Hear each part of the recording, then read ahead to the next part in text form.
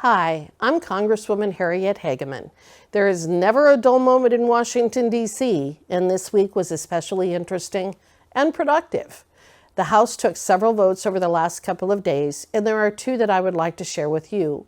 The first is passage of the Interior Appropriations Act of 2025, a bill that is extremely favorable for Wyoming and for America. Three of my top priorities, delisting the Greater Yellowstone ecosystem grizzly bear and blocking the BLM from implementing its destructive resource management plans in the Rock Springs and Buffalo districts, were all incorporated in this bill through amendments that I offered or language that I fought to have included in the base of the bill. With passage of the DOI funding bill, we are ensuring that federal bureaucrats cannot stop us from accessing, managing, and developing our lands and the valuable energy, grazing, recreational, and industrial uses related to them. With the delisting of the grizzly bear, we are ensuring that the state of Wyoming is in control of species management, which is as it should be. The House also included in the DOI Appropriations bill two additional amendments that I offered, including one to stop the BLM from finalizing its plan to construct solar farms on our federal lands, a move that would impede our important trona industry.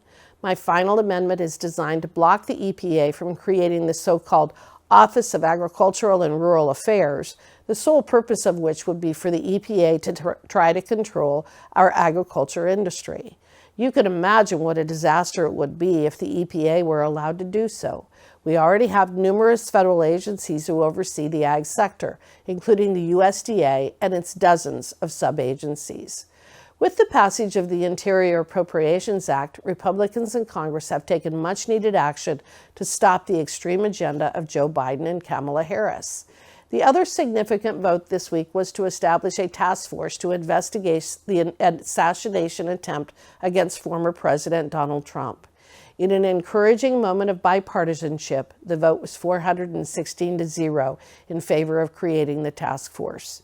Speaker Mike Johnson and House Minority Leader Hakeem Jeffries will now appoint members to the task force, which will be split 7-6 between Republicans and Democrats. The panel will have subpoena power and be responsible for delivering a report and potential legislative recommendations no later than December 13th. While the resignation of Secret Service Director Cheadle was a good start and long overdue, there is much more to investigate. The American people deserve to know what went so wrong that a deranged shooter was able to fire on President Trump. We also need to uncover procedural failures and miscommunications in this attack to eliminate the risk of future assassination attempts. In committee meetings this week, I joined the House Oversight Committee for their hearing on the Council of the Inspector General on Integrity and Efficiency. This council, whose stated mission is to be an independent entity within the executive branch to address integrity, economy, and effectiveness issues and aid in the establishment of a professional, well-trained, and highly skilled workforce in the offices of inspectors general, it is failing in this mission. We have learned that the Biden-Harris administration has been targeting those IGs who have uncovered substantial misconduct in a variety of agencies and violated their due process rights in the process. This is an outrage and must be stopped. In my Judiciary Committee, I had the opportunity to question FBI Director Christopher Wray on a multitude of issues, including Hamas-influenced groups violating the civil liberties of Jewish Americans, whether a high-level Biden-Harris political appointee was involved with the pro-Hamas movement, and whether the FBI is investigating Joe Biden being forced out of the presidential race as election interference. Finally, a word about Kamala Harris. The vice president is simply a more liberal version of President Joe Biden. She has failed as Biden's border czar. Our border is wide open and 11 million illegals have entered on this administration's watch.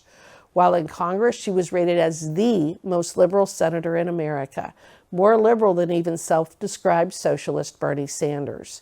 She is willing to break this country to implement the $96 trillion Green New Deal, raised money to bail out Antifa rioters who have wreaked havoc around our country, and supports abortion through all stages of pregnancy. She has no understanding of economics, the free market system, inflation, or why the United States is the most prosperous country in history. Her vision for America is dangerous for Wyoming, for our country, and for national security, and she must be defeated in November. I will be heading to Wyoming shortly for the August recess. I will be traveling around the state holding town halls and meeting with constituents. I hope to see you there as well. As always, I appreciate your support and look forward to continuing to serve you. If you would like more information on all of this week's votes, committee hearings, media interviews, and more, please subscribe to my weekly newsletter, The Wyoming Roundup, or follow me on social media at Rep. Hageman. Links to the newsletter and my social media pages are also provided on my website, hageman.house.gov. I hope you have a wonderful week.